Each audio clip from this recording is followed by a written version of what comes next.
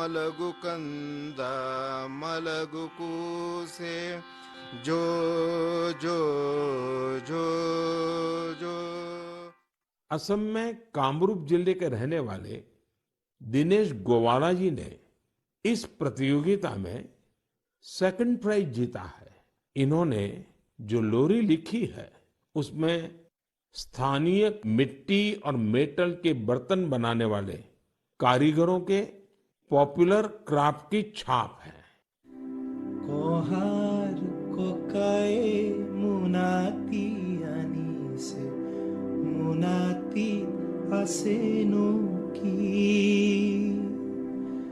खुली साई देखिलो कोहारोर मुनाती मुनाते आसे बानबाती আমারে মইনাই কহারক খুধি চাই কিনুই বানবাতি। गीतों और लोरी की तरह ही रंगोली कंपटीशन भी काफी लोकप्रिय रहा। इसमें हिस्सा लेने वालों ने एक से बढ़कर एक सुंदर रंगोली बनाकर भेजी। इसमें विनिंग एंट्री पंजाब के कमल कुमार जी की रही। इन्होंने नेताजी सुभाष चंद्र बोस और अमर शहीद वीर भगत सिंह की बहुत ही सुंदर रंगोली बनाई। महाराष्ट्र के सांगली के सचिन नरेंद्र अवसारी जी ने अपनी रंगोली में जलियांवाला बाग, उसका नरसंहार और शहीद उधम सिंह की बहादुरी को प्रदर्शित किया। गोवा के रहने वाले गुरुदत्त वांटेकर जी ने गांधी जी की रंगोली बनाई, जबकि पुडुचेरी के मालातिसेल्वन जी ने भी आजादी के कई महान सेनानियों पर अपना फोकस रखा। देशभक्ति गीत प्रतियोगिता की विजेता टी विजय दुर्गा जी आंध्र प्रदेश की हैं। उन्होंने तेलुगु में अपनी एंट्री भेजी थी। वे अपने क्षेत्र के प्रसिद्ध स्वतंत्रता सेनानी नरसिम्हा रेड्डी गारू जी से काफी प्रेरित रही है। आप भी सुनिए विजय दुर्गा जी की एंट्री का यह हिस्सा। రేనాటి సూర్యుడా వీర నరసింహుడా భారత స్వాతంత్ర సమరపు అంకురానివి నీవురా అంకుశానివి నీవురా అంకుశానివి నీవురా తెల్లదొరల నీతి లేని నిరంకుశపు దమన కాండకు సలసలమని మరిగిన నీ నెత్తుటి ఎర్రని కాకలు రేనాటి సూర్యుడా వీర నరసింహుడా। तेलुगु के बाद अब मैं आपको मैथिली में एक क्लिप सुनाता हूं। इसे दीपक वत्स जी ने भेजा है। उन्होंने भी इस प्रतियोगिता में पुरस्कार जीता है। भारत दुनियाक शान छैयो भैया हमर देश महान छै। तीन बगल छै समुद्र से घेरल उत्तर में कैलाश बलवान छै। गंगा यमुन कृष्णा कावेरी कोसी कमला बलान छै। हमर देश महान छैयो भैया तिरंगे में बसल प्राण छै। साथियों, मुझे उम्मीद है आपको ये पसंद आई होगी। प्रतियोगिता में आई इस तरह की एंट्रीज की लिस्ट बहुत लंबी है। आप संस्कृति मंत्रालय की वेबसाइट पर जाकर इन्हें अपने परिवार के साथ देखें और सुनें। आपको बहुत प्रेरणा मिलेगी। मेरे प्यारे देशवासियों, बात बनारस की हो, शहनाई की हो, उस्ताद बिस्मिल्लाह खान जी की हो, तो स्वाभाविक है कि मेरा ध्यान उस तरफ जाएगा ही। कुछ दिन पहले उस्ताद बिस्मिल्लाह खान युवा पुरस्कार दिए गए। ये पुरस्कार म्यूजिक और परफॉर्मिंग आर्ट्स के क्षेत्र में उभर रहे प्रतिभाशाली कलाकारों को दिए जाते हैं। ये कला और संगीत जगत की लोकप्रियता बढ़ाने के साथ ही इसकी समृद्धि में अपना योगदान दे रहे हैं। इनमें वे कलाकार भी शामिल हैं जिन्होंने उन इंस्ट्रूमेंट्स में नई जान फूंकी है जिनकी पॉपुलैरिटी समय के साथ कम होती जा रही थी। अब आप सभी इस ट्यून को ध्यान से सुनिए।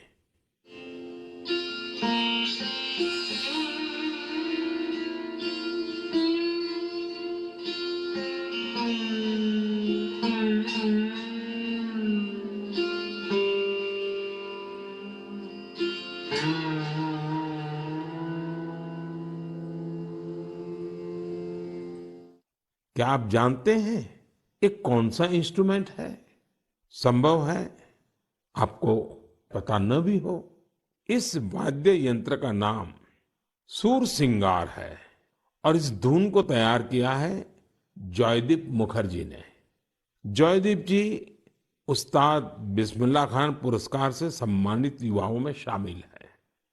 इस इंस्ट्रूमेंट की धुनों को सुनना पिछले 50 और 60 के दशक से ही दुर्लभ हो चुका था, लेकिन जॉयदीप सुरसिंगार को फिर से पॉपुलर बनाने में जी जान से जुटे हैं। उसी प्रकार बहन उप्पलपू नागमणि जी का प्रयास भी बहुत ही प्रेरक है, जिन्हें मैंडोलिन में कार्नाटिक इंस्ट्रूमेंटल के लिए यह पुरस्कार दिया गया है। वहीं संग्राम सिंह सुहास भंडारे जी को वारकरी कीर्तन के लिए यह पुरस्कार मिला है। इस लिस्ट में सिर्फ संगीत से जुड़े कलाकार ही नहीं है। वी दुर्गा देवी जी ने नृत्य की एक प्राचीन शैली करकट्टम के लिए यह पुरस्कार जीता है। इस पुरस्कार के एक और विजेता राजकुमार नायक जी ने तेलंगाना के 31 जिलों में 101 दिन तक चलने वाली पेरिनी ओडिसी का आयोजन किया था। आज लोग इन्हें पेरिनी राजकुमार के नाम से जानने लगे हैं। पेरिनी नाट्यम भगवान शिव को समर्पित एक नृत्य है जो काकतीय डायनेस्टी के दौर में काफी लोकप्रिय था। इस डायनेस्टी की जड़ें आज के तेलंगाना से जुड़ी हैं। एक अन्य पुरस्कार विजेता साइखोम सुरचंद्रा सिंह जी है। ये मैतेई पुंग इंस्ट्रूमेंट बनाने में अपनी महारत के लिए जाने जाते हैं।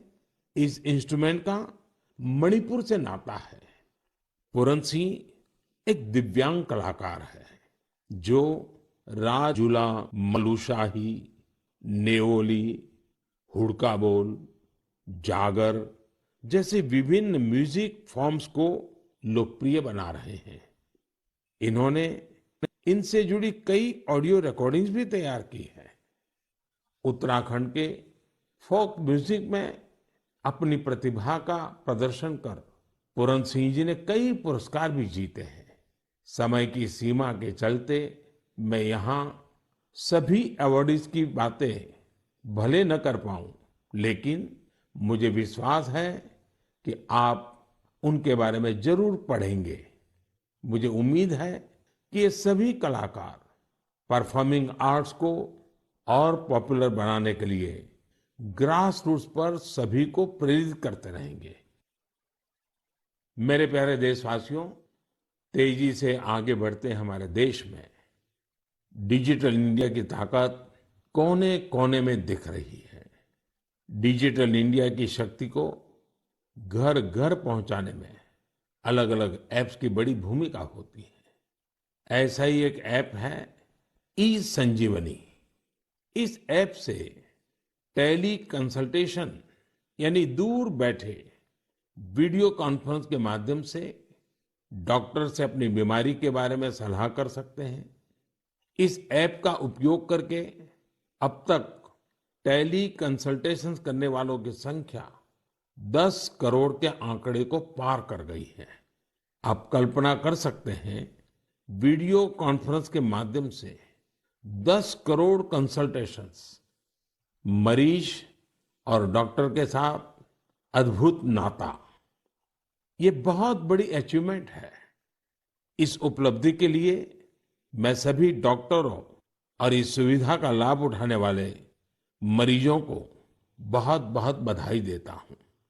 भारत के लोगों ने तकनीक को कैसे अपने जीवन का हिस्सा बनाया है, ये इसका जीता जागता उदाहरण है। हमने देखा है कि कोरोना के काल में ई संजीवनी ऐप, इसके जरिए टेली कंसल्टेशन लोगों के लिए एक बड़ा वरदान साबित हुआ है। मेरा भी मन हुआ कि क्यों ना इसके बारे में मन की बात में हम एक डॉक्टर और एक मरीज से बात करें, संवाद करें और आप तक बात को पहुंचाएं। हमें जानने की कोशिश करें कि टेली कंसल्टेशन लोगों के लिए आखिर कितना प्रभावी रहा है। हमारे साथ सिक्किम से डॉक्टर मदन मणि जी हैं। डॉक्टर मदन मणि जी रहने वाले सिक्किम के ही हैं, लेकिन उन्होंने एमबीबीएस धनबाद से किया और फिर बनारस हिंदू यूनिवर्सिटी से एमडी किया। वो ग्रामीण इलाकों के सैकड़ों लोगों को टेली कंसल्टेशन दे चुके हैं। नमस्कार, नमस्कार मदन मणि जी। जी नमस्कार सर। मैं नरेंद्र मोदी बोल रहा हूँ। जी जी सर। आप तो बनारस में पढ़े हैं? जी मैं बनारस में पढ़ा हूँ सर। आपका मेडिकल एजुकेशन वहीं हुआ? जी जी। तो जब आप बनारस में थे तब का बनारस और आज बदला हुआ बनारस कभी देखने गए कि नहीं गए? जी प्रधानमंत्री जी, मैं जा नहीं पाया हूँ जब से मैं वापस सिक्किम आया हूँ, लेकिन मैंने सुना है कि काफी बदल गया है। तो कितने साल हो गए आपको बनारस छोड़े? बनारस 2006 से छोड़ा हुआ हूँ। ओह, फिर तो आपको जरूर जाना चाहिए।